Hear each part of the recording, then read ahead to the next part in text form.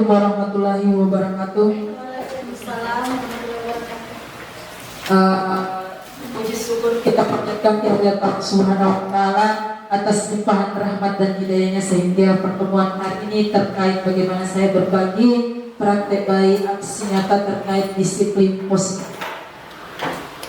Kepada Bapak Ibu Guru, terima kasih atas meluangkan waktu untuk hadir pertemuan kita hari ini, dan kepada Ibu Kepala Sekolah, terima kasih sudah memfasilitasi saya pada hari ini. Bapak Ibu, kalau hari ini kita akan mendiskusikan disiplin positif yang akan kita lakukan itu terkait restitusi segitiga. Restitusi segitiga di sini akan membawa kita menciptakan lingkungan yang aman, nyaman, berbasis disiplin di sekolah, akan berdampak secara maksimal pada perkembangan dan pembentukan karakter peserta didik. Di mana kita pahami bersama pada pendampingan individu saya yang kedua yang menjadi kendala yang kita sepakati adalah karakter peserta didik yang berkurang atau sudah mulai error karena perkembangan zaman dan pergaulan yang semakin luas. Disiplin positif di sini, Anda tidak mengontrol orang lain, hanya Anda yang bisa mengontrol diri Anda sendiri. Jadi ketika kita bicara disiplin, maka jangan kita selalu menganggap bahwa harus begini, harus begitu, dilarang begini, tidak. Tapi bagaimana kita membuat diri kita sendiri itu mengontrol diri kita sendiri, termasuk kepada siswa. Bagaimana kita memberikan kiat, bagaimana kita memberikan solusi agar siswa tersebut mampu mengontrol dirinya sendiri.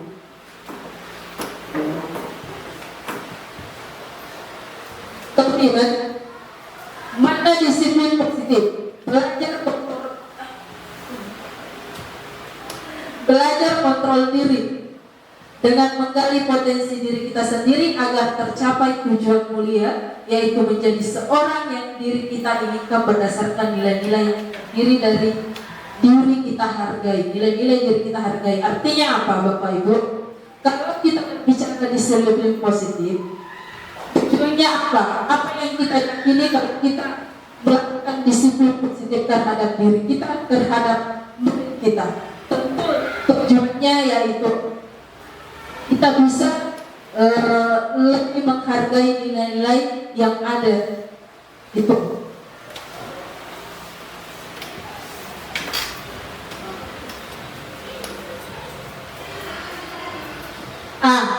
Yang dasar kalau kita sebagai seorang pendidik, yang harus kita pahami adalah di mana posisi kita sebagai seorang guru.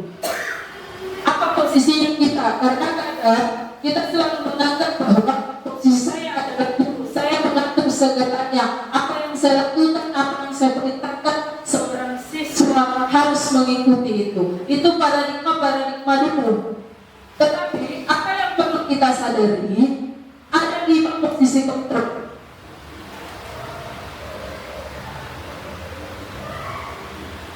Posisi kontrol ini, posisi kontrol ini ada 5.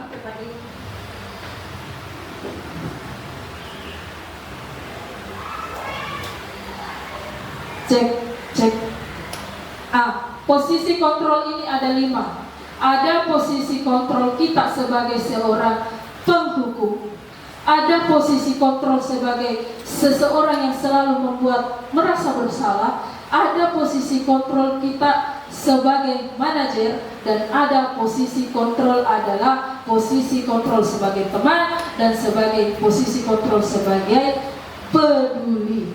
5 posisi kontrol ini menentukan. Jadi apa yang kita harus lakukan? Kita harus nilai diri kita sendiri. Saya ada di posisi kontrol mana?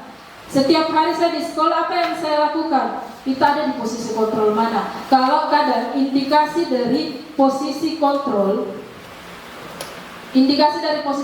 seorang manajer itu selalu bagaimana memanage apa yang menjadi permasalahan itu terselesaikan dengan baik tanpa membuat seorang peserta didik atau murid merasa bersalah atau memunculkan hukuman pada peserta didik. Apalagi posisi kontrol membuat murid merasa bersalah. Contohnya, hari ini Bapak Ibu ada siswa datang tanpa menggunakan sepatu. Ditanya, kenapa dia pakai sepatu? Banyak sekali pertanyaan yang sehingga memunculkan rasa bersalah dari dalam seorang peserta didik. Padahal itu tidak dibenarkan Bapak Ibu. Tidak dibenarkan. Ada lagi posisi menghukum. Kalau datang terlambat, lari kau dulu, lari kau 10 kali. Padahal posisi ini tidak dibenarkan karena dampaknya apa? Dampaknya panjang. Bisa jadi dia terlambat karena dia sudah bangun jam 5 subuh, sudah siap. Yang terlambat mengantar itu mamanya dengan bapaknya. Sehingga yang dimarahi dan dihukum itu siapa? Anak itu. Padahal yang terlambat mengantar ini adalah orang tuanya. Dia sudah standby dari jam 5, mandi, selesai siap, ternyata orang tua yang terlambat mengantar. Artinya apa? Kita harus kenali dulu. Dan bagaimana caranya mengenali apa yang terjadi, apa yang harus kita lakukan? Saya akan putarkan sebuah video.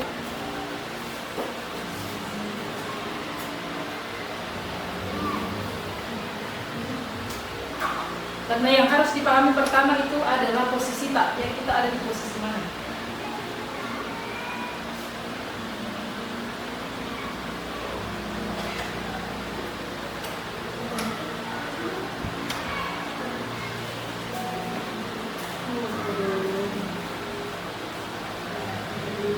Terus kapan dimasukkan ini? Ya.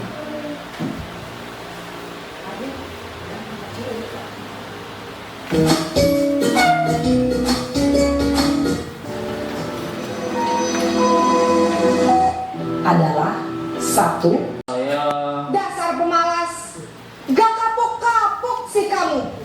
Sudah berapa kali terlambat? Sana, kamu keliling lapangan basket 2 kali.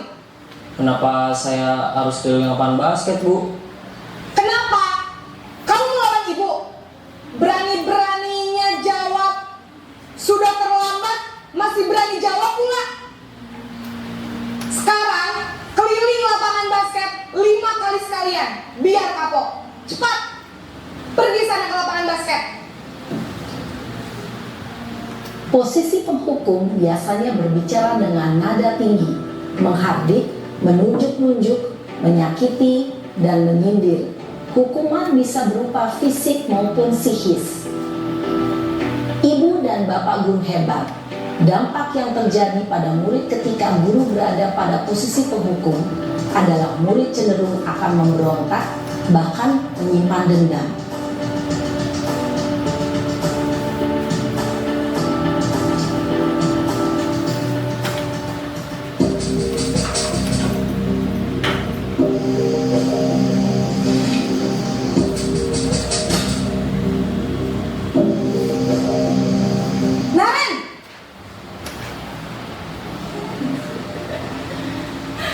Selamat pagi, Bu.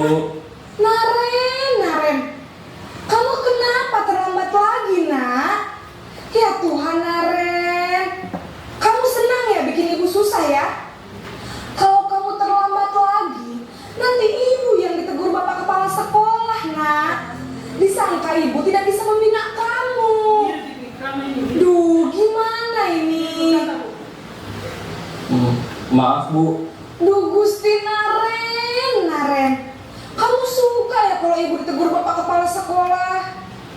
Terus, sekarang ibu harus tulis apa ini di buku absen? Ini kamu sudah sering terlambat loh. Ibu harus apa coba? Maaf, Bu. Maaf sekali. Ya sudah, lain kali jangan bikin ibu susah lagi ya, nak ya. Ibu tidak akan kuat lagi kalau kamu begini terus. Bisa jantungan kalau ibu ditegur bapak kepala sekolah. Sana cepat ke kelas. Maaf ya, Bu. Maaf sekali. Posisi pembuat rasa bersalah berbicara dengan nada tenang, cenderung lembut. Namun kata-kata yang diutarakan membuat murid merasa menjadi orang yang gagal, memandang buruk dirinya sendiri, merasa tidak berharga, dan tidak sanggup membahagiakan orang lain. Ketika guru mengambil posisi pembuat rasa bersalah, Murid akan menganggap dirinya yang bersalah dan ia akan menyimpan emosi negatif tersebut di dalam dirinya.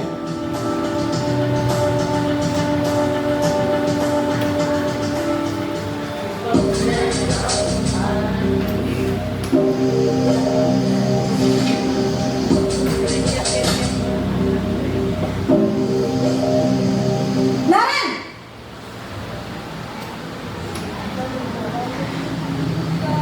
Selamat pagi, Bu. Wah, sudah jam berapa ini, Nak? Terlambat lagi ya, sayang. Iya, Bu. Habis ibu saya lupa membangunkan saya, Bu. Kamu malah menyalahkan ibu kamu. Kamu bukannya anak yang larinya paling kencang. Kok terlambat sih? Iya, Bu. Saya memang terlambat bangun tadi. Jadi, biarpun saya lari kencang, tetap gak kekejar, Bu. Ya sudah sana. Nanti lain kali larinya lebih kencang lagi ya. Biar gak terlambat lagi. Bikin seneng ibu. Demi ibu. Bisa kan? Bisa lah, Bu. Ya sudah sana masuk kelas. Ibu beresin urusan absen kamu. Kamu ini ada-ada saja. Dalam posisi teman, guru berbicara dengan nada suara ramah, akrab, cenderung bersenda gurau untuk menjaga suasana tetap santai. Murid akan merasa senang, aman, dan akrab dengan guru. Identitas yang tercipta adalah identitas sukses atau berhasil. Namun, perlu diingat, karena ini masih dorongan eksternal, maka ada faktor ketergantungan dari murid kepada orang tertentu. Di sini, guru absennya, sehingga di lain waktu, murid bisa berperilaku baik, namun hanya kepada orang-orang tertentu saja.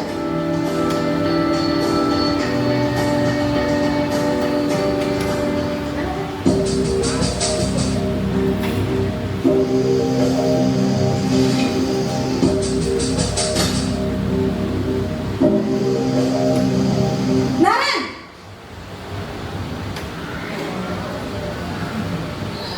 Selamat pagi, Bu. Naren, apa peraturan sekolah kita tentang jam berapa kita harus masuk sekolah, Nak? Kita harus di sekolah jam 7, Bu. Iya betul, sekarang sudah jam 7.20. Naren sudah tahu konsekuensinya jika terlambat hadir. Paham, Bu. Saya harus tinggal kelas pas jam istirahat selama 20 menit. Iya benar, konsekuensinya demikian. Jadi nanti jam 9.30 pas istirahat, kamu harus tinggal di kelas, kerjakan tugas tambahan untuk ketertinggalan kamu, ya? Baik, Bu. Posisi pemantau mengandalkan penghitungan atau data untuk mengontrol murid. Guru mengarahkan murid berdasarkan peraturan dan konsekuensi. Seorang pemantau menunjukkan bahasa tubuh dan ekspresi wajah yang datar dan cenderung formal.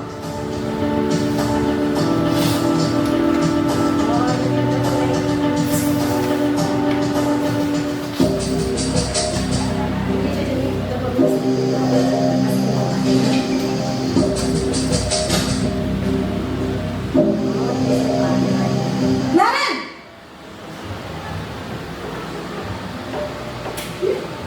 Selamat pagi, Bu. Selamat pagi, Naren. Maaf, Bu. Saya terlambat. Iya, sekolah masuknya jam 7, sekarang sudah jam 7.20. Jadi sekarang bagaimana ini, Naren? Maaf, Bu. Saya lupa setel alarm saya semalam. Baiklah, menurut kamu, keyakinan sekolah yang mana yang perlu kamu tingkatkan? Menghargai diri sendiri dan orang lain mungkin, ya, Bu. Setuju. Jadi, apakah Naren meyakini prinsip saling menghormati tersebut? Iya, Bu. Saya meyakininya. Apakah Naren bersedia memperbaiki masalah keterlambatan ini? Bersedia, Bu. Bagaimana kamu akan perbaiki masalah keterlambatan ini? Saya akan coba untuk tidak lupa menyetel alarm saya, Bu. Baik, kalau Naren lupa menyetel alarm di rumah, ada orang yang kira-kira bisa bantu mengingatkan tidak? Ada, Bu. Kakak saya, Kak Emma. Ada lagi selain Kak Emma? Selain Kak Emma, ada ibu saya. Baik, jadi yang mengingatkan Naren adalah Kak Emma dan ibu kamu ya. Kira-kira akan mulai start alarm kapan nih Naren? Setelah pulang sekolah, akan segera saya lakukan. Baik, jadi Naren akan setel alarm untuk bangun besok pagi dan akan diingatkan oleh kakak dan ibunda Naren ya. Ada lagi yang mungkin perlu dilakukan Naren agar tidak terlambat bangun lagi?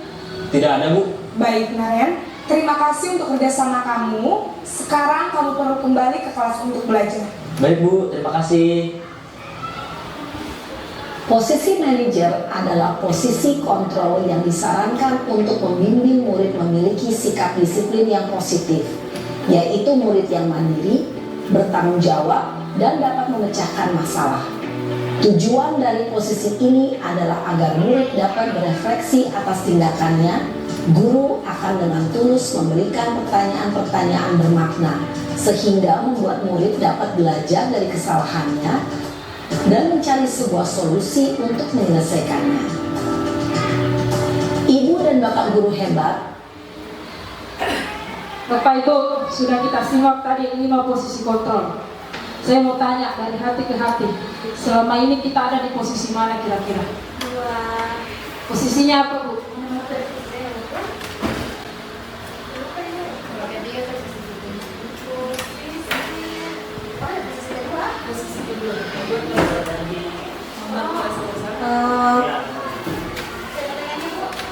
Sekarang kira-kira Bapak Ibu, kita sekarang ini posisinya ada di mana? Posisi kontrol apa kita? Kalau saya berada di posisi nomor 2 yang menyalahkan, karena selama ini yang saya lakukan seperti itu Ibu.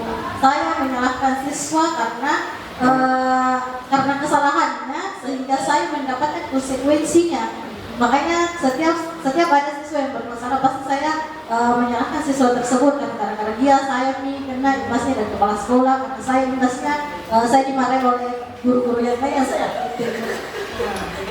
Jadi, kira-kira bisa disimpan dengan mukanya. Tunggu dulu Bu.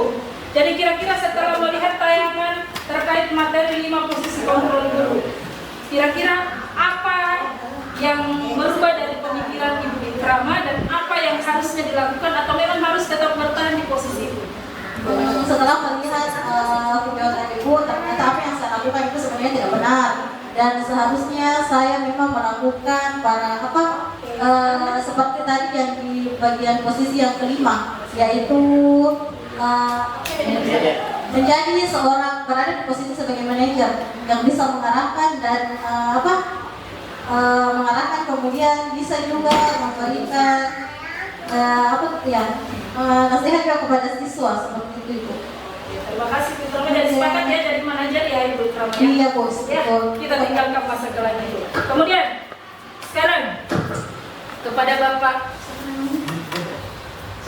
Ya. Silakan. Nah, kira-kira Bapak setelah melihat 5 posisi kontrolnya Bapak di mana selama ini? Apa yang terjadi?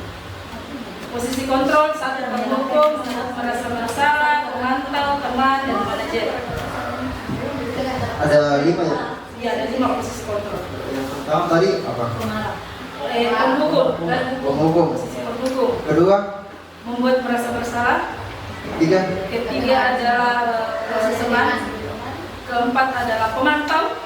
Yang 5 adalah manajer. Jadi selama ini Bapak ada di posisi mana? Pemhukum kan? Ditambah siswa sebagai teman. Kadang saya Indikasinya apa Pak? Apa biasa kita lakukan yang mengindikasi salah satu di antara 5 posisi ini? saya terkadang bisa menjadi teman kepada siswa, dan terkadang juga bisa yang lain tadi. Ya. Luar biasa sekali untuk Bapak yang beri atas dulu. Artinya apa? Saya mengkondisikan keadaannya. Nah, jadi kira-kira kalau dampak sebagai teman kan tadi ada dampaknya. Mungkin teman akan merasa nyaman saja kepada kita, akan senang dan bahagia masuk pembelajaran ketika kita yang masuk.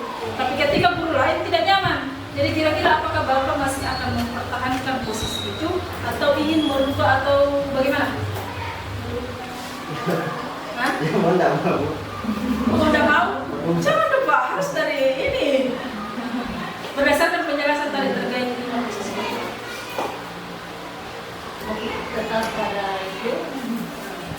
Ayo. Saya setelah melihat pemaparan di atas tadi, saya lebih yang nomor 5 tadi. Nomor 5. Oke, plus. Jadi kalau Bapak Ibu yang lain saya yakin ada di posisi mana yang pertama? Kalau Bu Nurul ada di posisi mana ini Bu Nurul itu?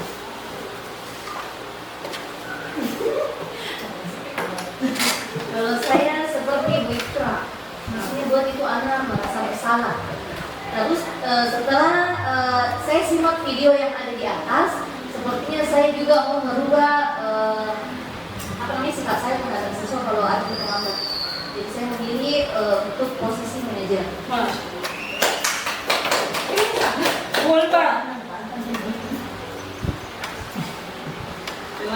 Ya, kalau saya lihat situasinya kalau anak ini sering terlambat, saya akan bertanya mengapa kau terlambat dan apa alasannya terlambat, sehingga dia bisa memperbaiki dirinya. Jadi saya biasa berada di posisi ketiga, biasa juga pertama. Kalau ada yang kejadian yang sering saya lihat terlambat, biasanya yang Luar biasa. Saya bangga dengan rekan-rekan saya yang ada di SMP DRI tidak malu mengakui bahwa pernah berada di posisi penghukum atau pembuat merasa bersalah. Artinya apa? Setiap orang bisa melakukan kesalahan, tapi mari kita merefleksi diri untuk lebih baik lagi ke depannya. Kita sepakat ya, kita sepakat apa? Hari ini tentang posisi kita sebagai seorang guru. kita menjadi posisi menjadi Manajer. Bismillah ya, kita manajer ya. Oke, Bismillah ya, kita manajer ya. Sekarang ada guru BK di sini, ada guru BK. Ada guru BK. Oh ya, Pak silakan Pak. Saya mau minta ketika Pak menyelesaikan permasalahan yang terjadi pada siswa, Pak berada di tindakan mana ini, posisi mana ini Pak?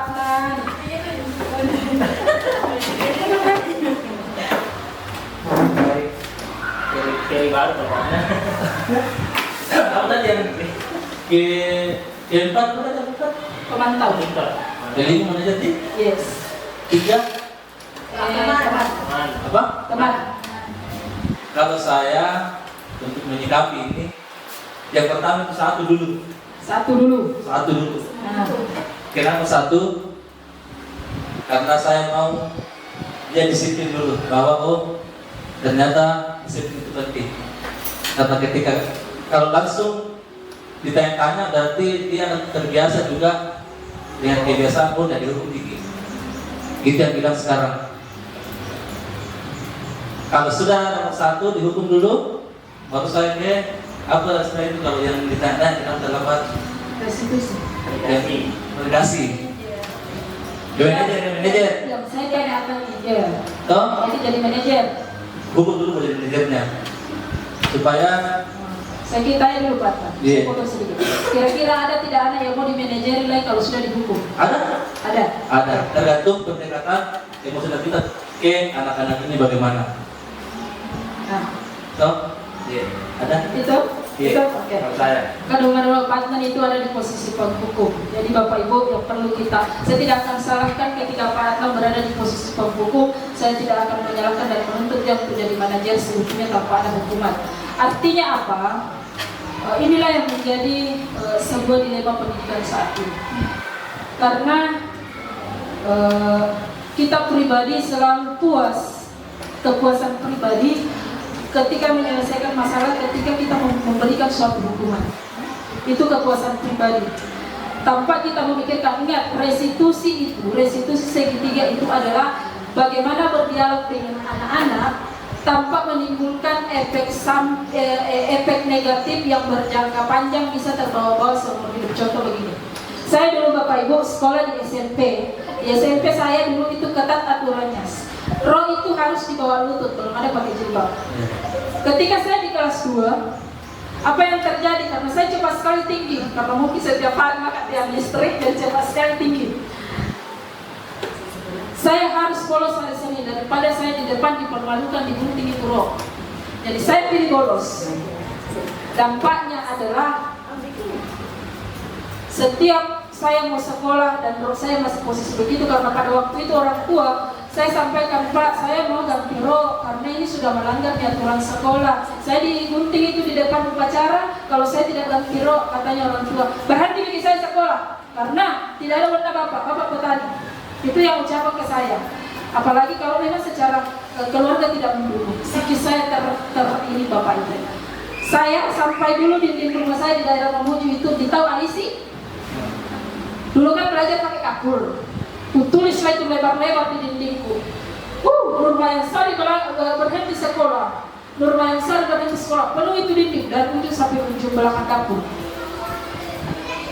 Dan karena saya adalah siswa berprestasi, saya harus ikut lomba olimpiade. 1 minggu setelah saya tidak pernah pergi sekolah, barulah seorang guru menyadari di mana itu anak biasanya sampai sore bimbingan.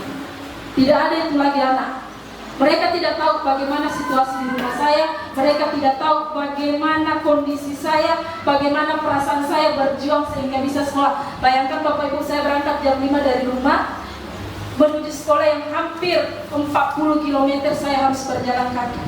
Tapi saya buatkan saya punya diri sendiri. Saya lihat Bapak turun dari motor atau PT-PT, di depan gerbang saya cuma bilang, kalian datang sekolah, pakai motornya orang tua mau diantar, naik mobil PT-PT, uang kembali orang tua. Saya berangkat sekolah, saya gunakan kaki saya sendiri untuk sekolah. Itu yang menguatkan saya. Tapi apa yang terjadi? Saya adalah siswa berprestasi.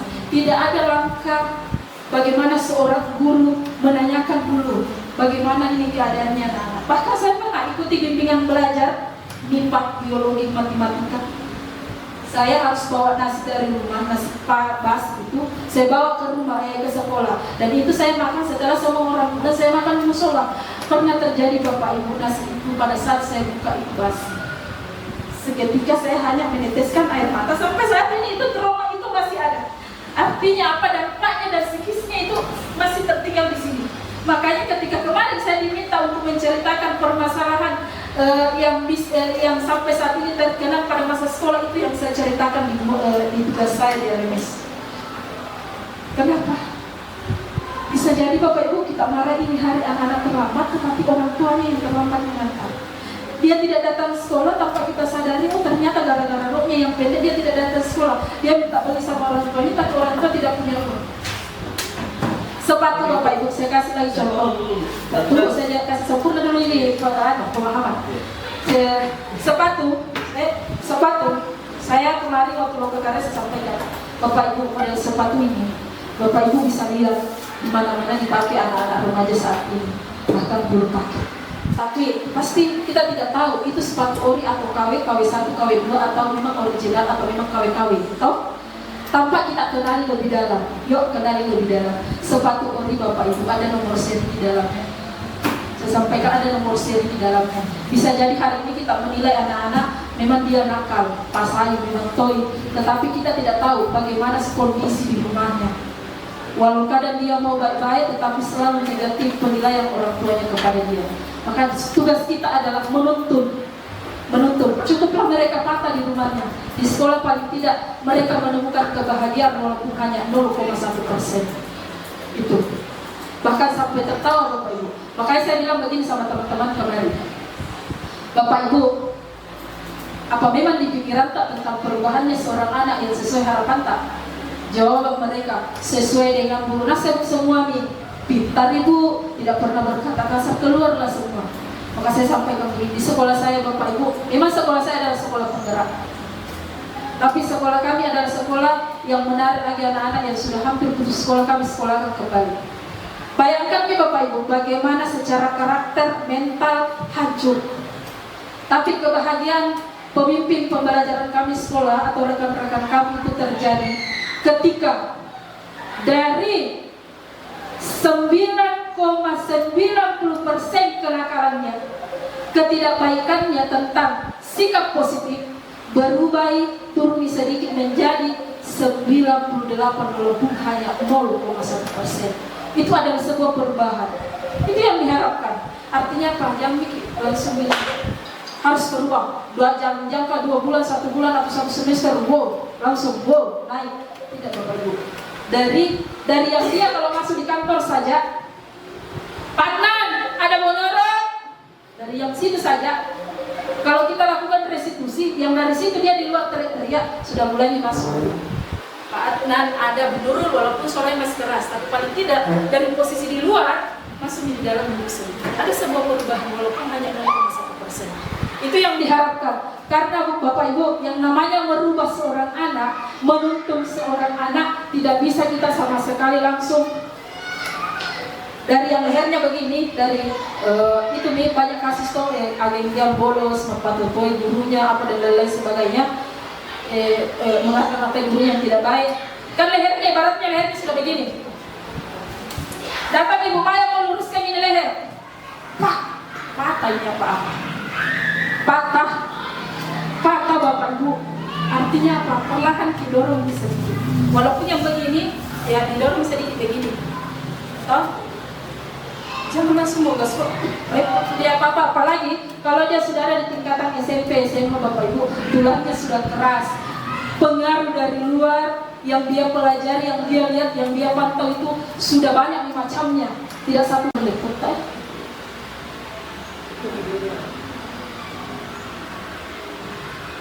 Kita belum pagi.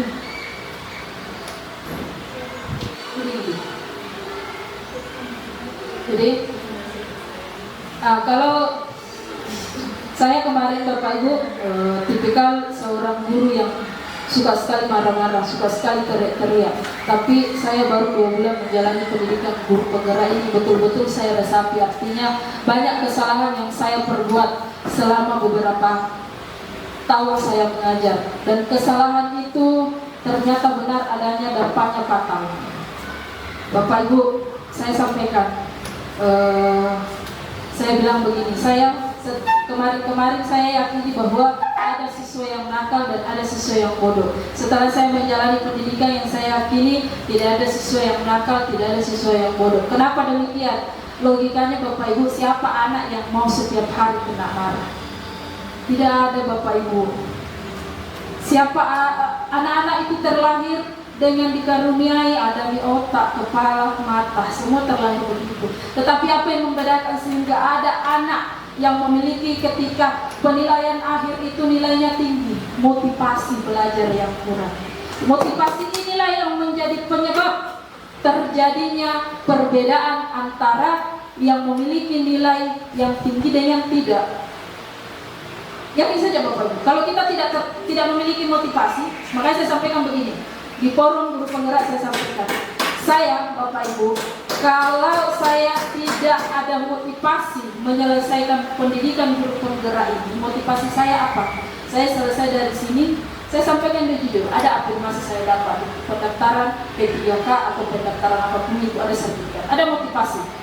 Kalau saya tidak unggah tugas, maka saya akan terbaca error. Itu adalah bentuk motivasi saya supaya tidak error. Itu motivasi saya secara dari luar. Tapi motivasi dari dalam diri saya apa? Saya ingin belajar, saya ingin merubah diri, saya ingin tahu lebih banyak lagi tentang bagaimana mendidik. Makanya saya yakini bahwa tidak ada siswa yang nakal, tidak ada siswa yang bodoh. Yang membedakan adalah tingkat motivasi belajar. Walaupun ada yang terindikasi berkarakter tidak baik, ada penyebab, entahkah itu penyebab dari secara intern maupun ekstern. Jadi di sini kita akan membahas mengenai disiplin positif restitusi segitiga. Restitusi segitiga ini menyelesaikan masalah tanpa menimbulkan efek jangka panjang pada peserta didik. Itu.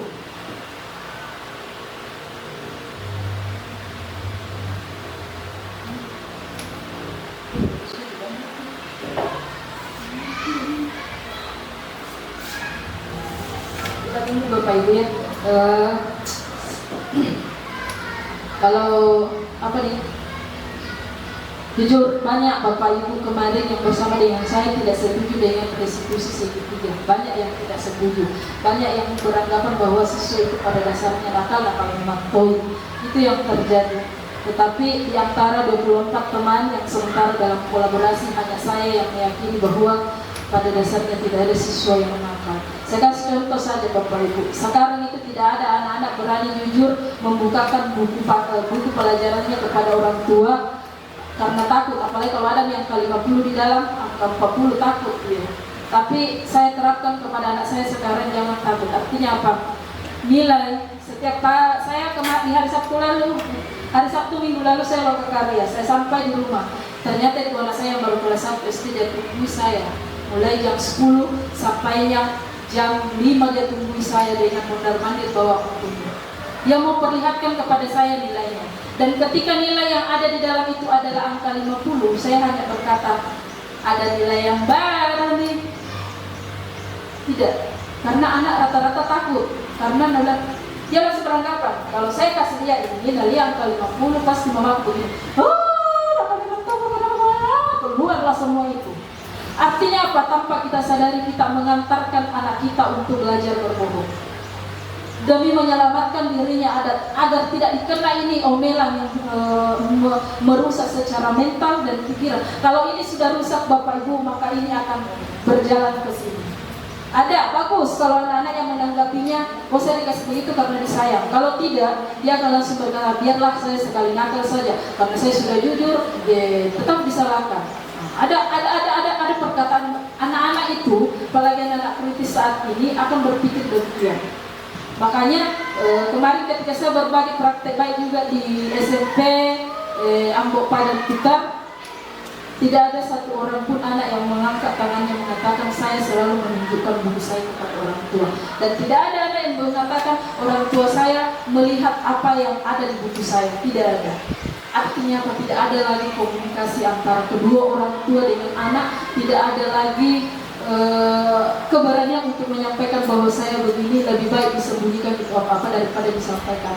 Karena mereka ada rasa takut ini yang merusak sebenarnya. Ketika dia takut dimarahi, maka akan menjadi lebih baik saya sembunyikan deh. Dia sembunyikan pertama satu kali berbohong, karena dia rasa, oh iya, tidak kena marah, tidak ketahuan. Akhirnya dia berulang-ulang kali melakukan itu demi menyelamatkan diri. Itu yang terjadi.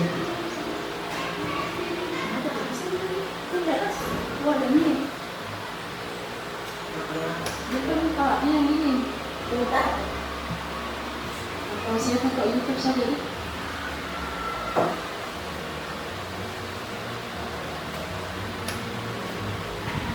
Ini Pak.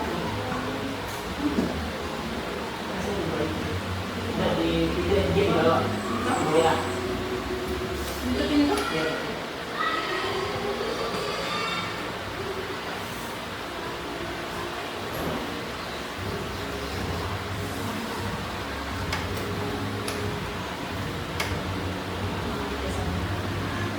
Banyak lagi anak pada jaringan, ada ini sekali.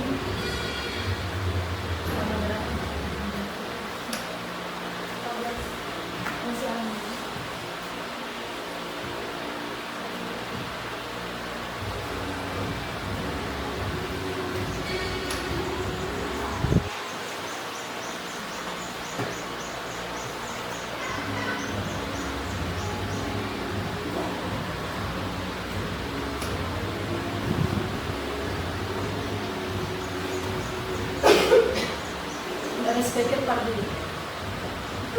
Maksudnya yang lebih Bluetooth.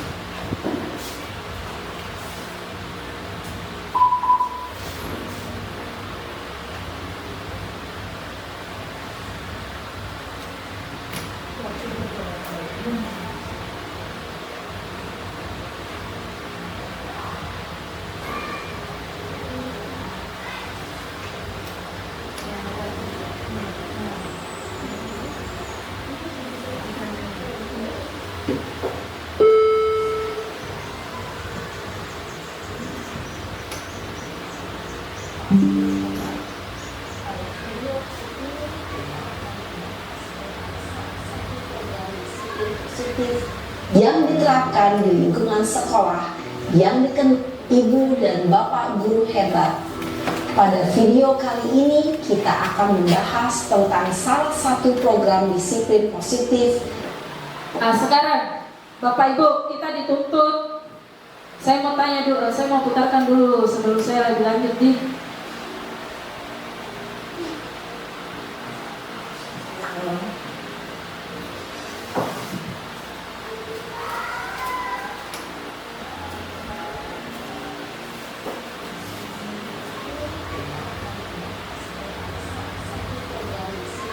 positif yang diterapkan di lingkungan sekolah yang dikenal ibu dan bapak guru hebat.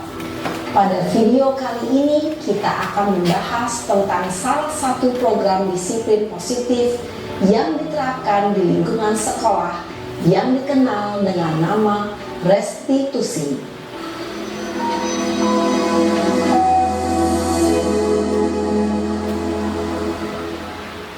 Restitusi dikembangkan oleh pakar pendidikan Diane Gosson, berlandaskan pada teori kontrol Dr. William Glasser. Segitiga restitusi adalah suatu proses dialog yang dijalankan oleh guru atau orang tua agar dapat menghasilkan murid yang mandiri dan bertanggung jawab. Pada saat guru di posisi manajer, aspek yang dikembangkan pada murid adalah motivasi intrinsik, sehingga penanaman nilai-nilai kebajikan dapat tumbuh dan berkembang menjadi suatu kebiasaan positif yang akhirnya membentuk karakter murid. Proses dialog ini terdiri dari 3 langkah yang digambarkan pada ketiga sisi pada segitiga restitusi. Sisi pertama adalah menstabilkan identitas. Sisi yang kedua adalah validasi tindakan yang salah. Dan sisi yang ketiga adalah menanyakan keyakinan. Ibu dan bapak guru, berikut ini akan ditunjukkan bagaimana seorang guru berada dalam posisi manajer menggunakan penerapan segitiga restitusi.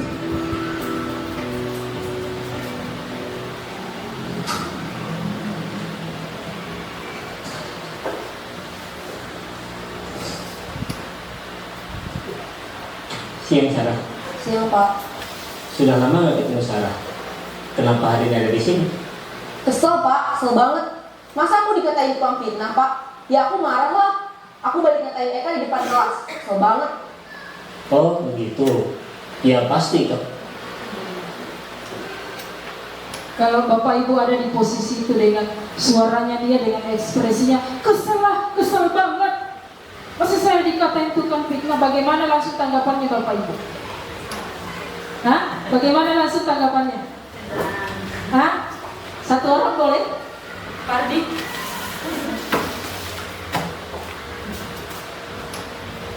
Ya, kalau saya jujur saja pasti ya gali lebih dalam lagi. Kenapa bisa difitnah seperti itu? Ini yang pertama. Perasaannya bapak ketika mendengar suaranya kan? Oh, ya itu tadi sabar, nggak usah keras. Perasaannya bapak bagaimana? Hah? Ada Ya apa? merasa di bagaimana ya? Ya kayak kita dia dimarahi gitu. Begitu. Kayak kita tidak dihargai. Ya, baik. Begitu. So, nah, kita akan jawab nanti. Terima kasih satu.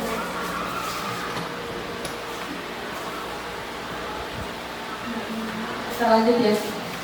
Sebentar. Kamu marah dan kesal. Bapak juga akan marah apabila ada yang menuduh Bapak seperti itu. Kemudian pada saat itu kamu mau melakukan apa? Ya saya langsung ngatain Eka lah Pak. Kesel banget. Saya bentak-bentak dia depan teman-teman lain. Oh begitu. Pasti kamu melakukan seperti itu karena suatu alasan tertentu kan?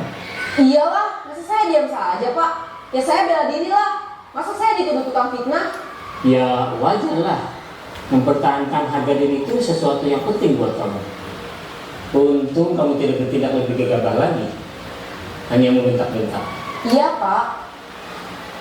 Untung saya masih bersabar dan hanya membentak saja. Sudah gemes padahal. Saya pasti bela diri lah.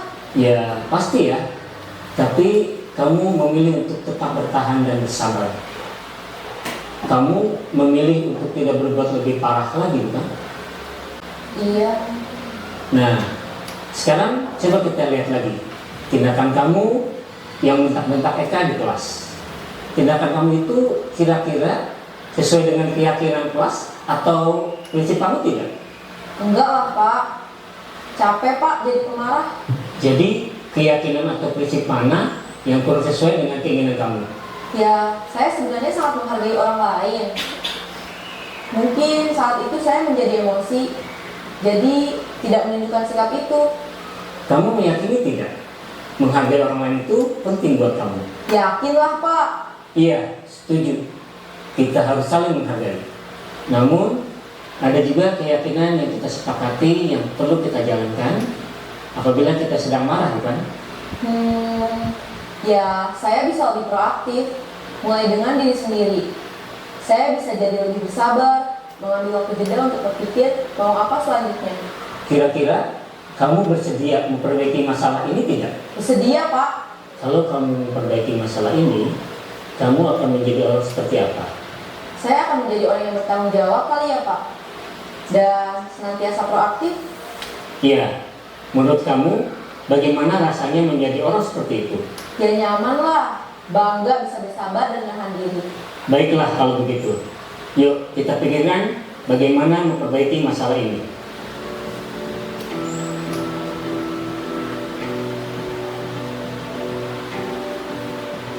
Ibu dan Bapak guru hebat. Baru saja kita menyaksikan contoh bagaimana seorang guru berada dalam posisi manajer menggunakan penerapan segitiga restitusi. Mari kita bahas satu persatu. Pada sisi pertama, menstabilkan identitas berdasarkan pada prinsip bahwa membuat kesalahan adalah bagian dari proses pembelajaran. Sisi pertama dari segitiga ini berperan menggeser identitas murid dari identitas gagal ke identitas sukses. Murid yang sedang bertingkah laku yang tidak pantas atau menarik diri saat itu sedang mengalami identitas gagal. Bila kita mengkritiknya, maka posisinya tidak akan berubah. Kita bisa mengajukan pernyataan-pernyataan ini. 1. Membuat kesalahan sesuatu yang wajar. 2. Manusia tidak ada yang sempurna. 3. Kita bisa memperbaiki masalah ini. 4. Saya tidak menanyakan kesalahannya. Saya lebih fokus bagaimana memperbaiki masalah ini. 5. Apakah saat ini kamu tengah menjadi orang yang baik untuk dirimu sendiri? Pada sisi kedua, validasi tindakan yang salah berlandaskan pada prinsip bahwa setiap perilaku berupaya memenuhi suatu kebutuhan tertentu.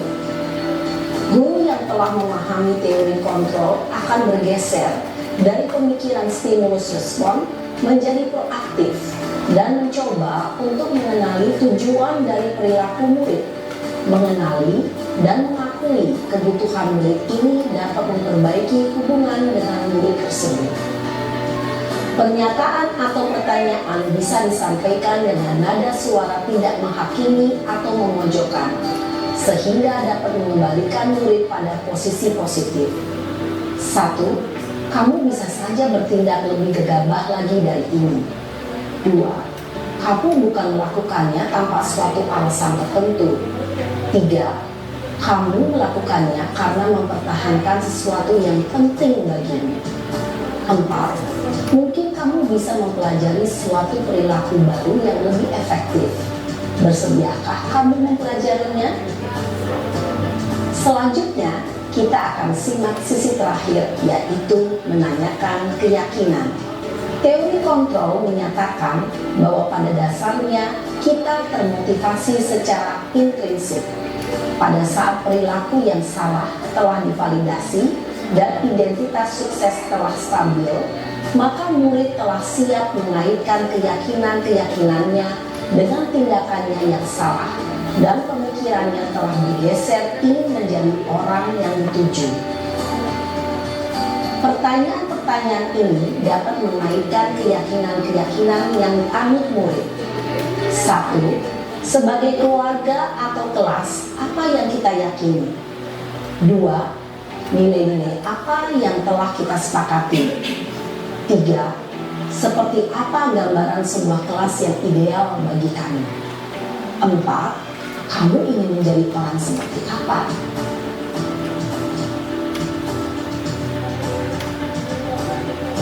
Dalam menerapkan segitiga restitusi, perlu diperhatikan beberapa hal, yaitu 1. Perilaku yang salah perlu dikaitkan dengan nilai-nilai atau keyakinan-keyakinan yang telah disepakati atau dituju. 2. Kesediaan orang yang melakukan kesalahan untuk memperbaiki masalah. 3. Pemecahan masalah sebisa mungkin relevan atau memiliki hubungan dengan masalah yang ada. 4. Usaha. Perlu adanya suatu usaha perbaikan dari pihak yang berbuat kesalahan. 5. Waktu. Perlu didedikasikan waktu dari pihak yang berbuat kesalahan. Tanyakan kapan akan mulai diberlakukan usaha untuk memperbaiki masalah. Dengan memahami struktur penerapan segitiga restitusi, diharapkan guru dapat menerapkan posisinya sebagai manajer dengan mengajukan pertanyaan-pertanyaan bermakna yang dapat membuat murid menjadi lebih percaya diri, bertanggung jawab, dan mandiri. Nah, ibu bapak guru perlu tidaknya mengikuti ketiga tahapan dalam segitiga restitusi bergantung pada ringan beratnya suatu permasalahan. Misalnya, bila permasalahan tersebut ringan, maka tidak perlu dijalankan secara berurutan. Bahkan bisa semudah menanyakan apa keyakinan yang kita sepakati. Dengan menjalankan segitiga restitusi, dengan mengajukan pertanyaan-pertanyaan bermakna, diharap. Itu tadi contoh segitiga restitusi antara seorang guru dengan siswanya yang bermasalah. Kemudian saya mau bertanya, dari ketiga tahapan restitusi tadi, apa yang saat ini masih mengganjal perasaan Bapak Ibu tentang menyelesaikan masalah tanpa berdampak negatif jangka panjang kepada seorang anak? Apa kira-kira?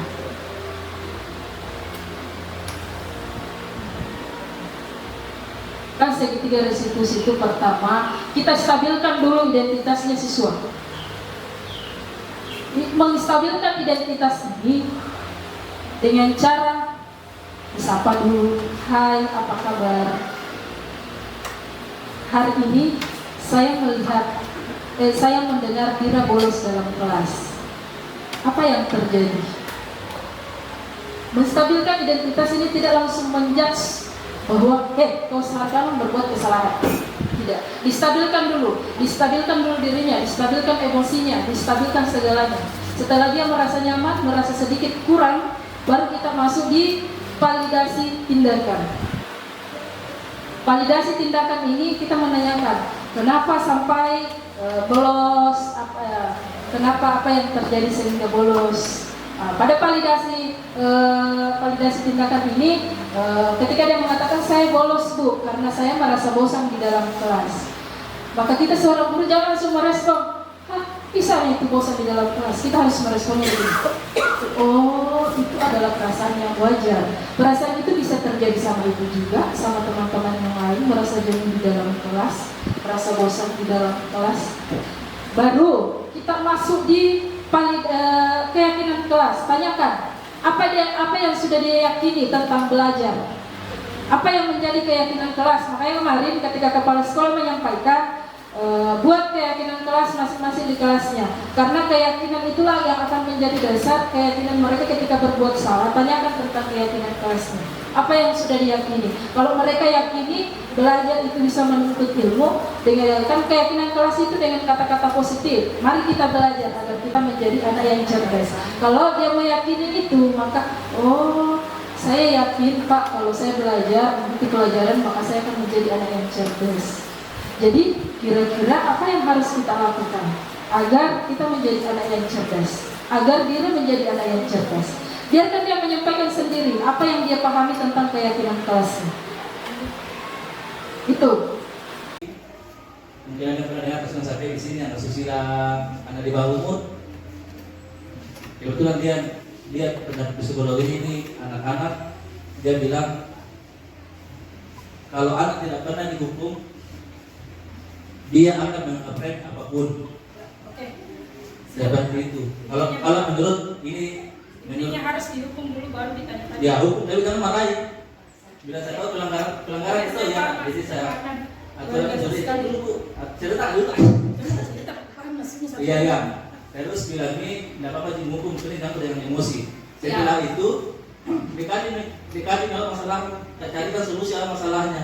Oke. Kalau misalnya baru bangun suruh coba dibangun tuh. Ya. Kalau kan tidak cepat bangun, tidak usah cari ada solusi lain. Supaya bisa cepat bangun sama untuk ketika seperti itu. Betul, saya pernah ada di posisi itu yang selalu menganggap dihukum dulu. Jadi yang perlu saya luruskan Bapak Ibu, ada bedanya antara konsekuensi dan hukuman. Ya, bukan set ya. Nah, ada perbedaan antara konsekuensi dan hukuman. Maksudnya mungkin Pak, nanti dulu tadi. Full memory. Iya. Madrasah memang yang pakai HP. Saya pakai kamera saja penuh. Jadi yang harus kita ini Bapak Ibu, yang kita harus pahami apa konsekuensi dan apa hukuman. Karena berat sekali perbedaannya antara konsekuensi dan hukuman. Kalau konsekuensi itu apa yang menjadi sebuah aturan sekolah, tata tertib sekolah, ketika dilanggar apa konsekuensinya? Toh? Sedangkan kalau hukuman itu sifatnya tidak ada di dalam kesepakatan atau keyakinan yang sudah diyakini di sekolah. Itu yang harus kita pahami. Apa beda itu? Makanya kemarin ada teman saya bersikeras tidak mau sama. Jadi sampai ke partner, pokoknya harus dihukumi dulu, harus dibuat merasa bersalah dulu baru sadar. Baru kemarin elaborasi baru dia paham. Oh jadi ada perbedaan antara konsekuensi dengan hukuman. Ada perbedaan Bapak Ibu antara konsekuensi dan hukuman. Contoh lagi, ada anak dipanggil yang dijelaskan saya partner, ayo nanti dipanggil lagi, ayo baru tak kalah Mobile Legends, dipanggil lagi, akhirnya tidak masuk. Saya tanya kemarin anak kelas 7, setiap saya lewat, saya tanya Bu Nisa, Bu lupa, kenapa beta sekali ini di dalam kelasnya nongkrong, cerita, nyaman Ibu, artinya dia nyaman di dalam kelas. Makanya tugasnya Bapak Ibu hari ini adalah buatlah kelasnya merasa nyaman, indah, dan ini. Dan kemudian keyakinan kelas ini Bapak Ibu, sebisa mungkin setiap kita masuk di dalam kelas, keyakinan itu atau wali kelas lah begini. Wali kelas setiap kita masuk, adakan 1 kali seminggu kah kunjungi itu kelasnya. Lihat bagaimana keyakinan kelas. Tanyakan tentang keyakinan kelasnya, aman? 34 Agar detik. apa? Terkontrol secara ke dalam dulu, tanpa harus ditangani oleh BK dulu. Keyakinan kelasnya, posisinya itu harus harus memang posisi manajer, menanyakan dulu apa yang terjadi, baru memang kalau ada yang bolos tanyakan apa.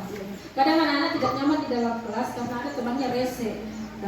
Dulu dia pergi ke tenda, dulu bagai temannya berbicara tidak kotor, panggil begitu, sehingga teman itu tidak nyaman. Maka kesepakatan kelas itu perlu ada, meyakini bahwa agar kita belajar dengan nyaman perlu kita saling menghormati.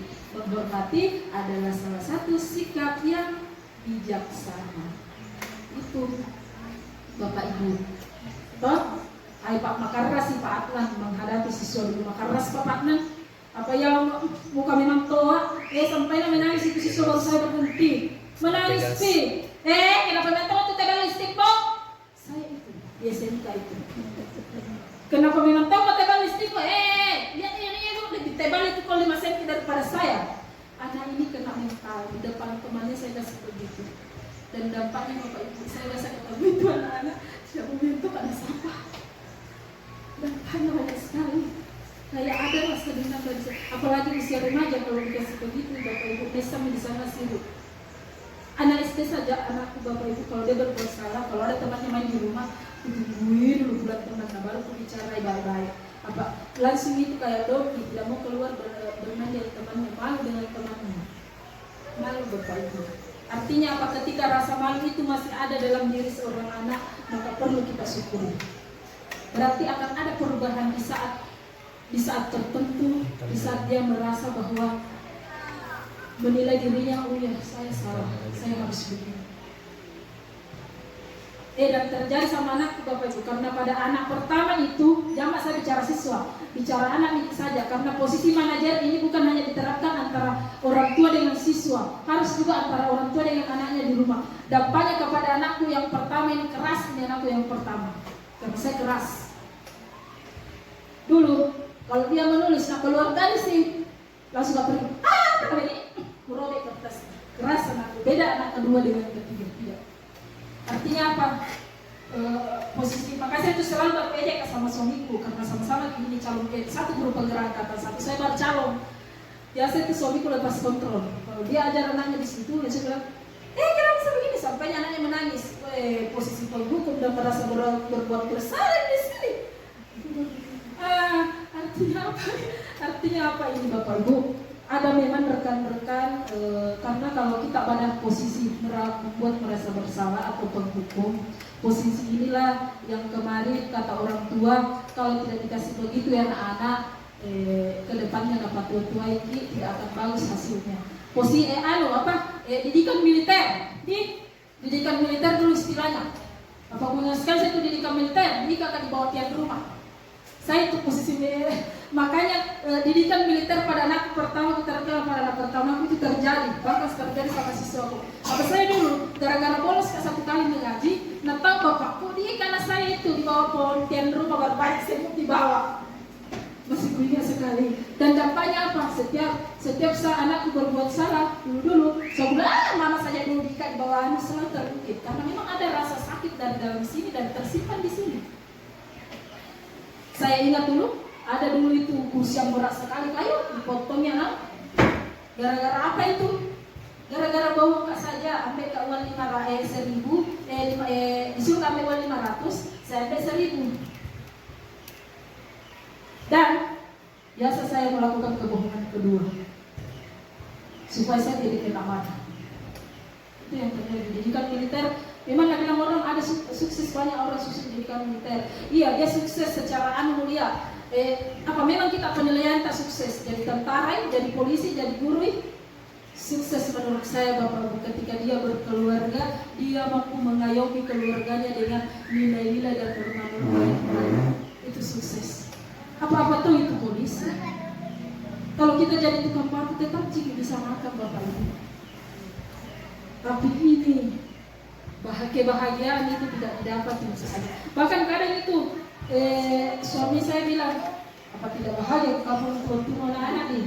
Kamu ini otot-otot anak mau pentai dia. Iya, memang saya tidak bahagia dan saya mengakui itu karena saya anak-anak yang belum home Bapak Ibu. Sedikit saya punya orang tua, sedikit karena memang orang tua adalah orang yang tidak berpendidikan.